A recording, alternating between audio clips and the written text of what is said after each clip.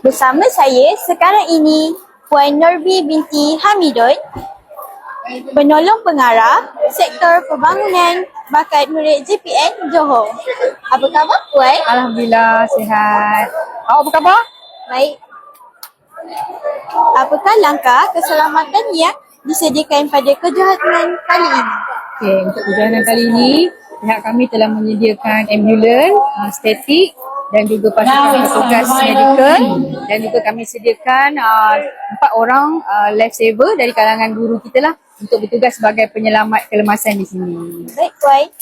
Selaku penyelaras akuatik MSSJ, apakah cabaran dalam menguruskan kejohanan ini? Sepanjang menguruskan kejohanan ini, kami yang pertama sekali cabaran dari segi mendapatkan tempat untuk kejohanan inilah. Yang sebagaimana yang kita tahu di negeri Johor hanya satu kolam ini yang terbaik untuk kita punya kejohanan.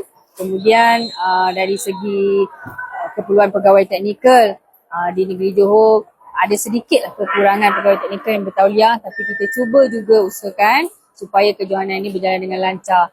Dan yang selebihnya dari segi waktu kejohanan, dan kita akan terganggu sedikit dengan hari persekolahan, mengganggu juga waktu guru-guru terpaksa bertugas di sini dan juga awak jugalah yang terpaksa bertugas ini. Tapi Alhamdulillah kita cuba untuk berikan yang terbaik kepada atlet-atlet kita yang bertanding. Terima kasih Puan atas pengkongsian kali ini.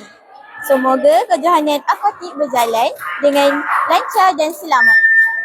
InsyaAllah. Terima kasih.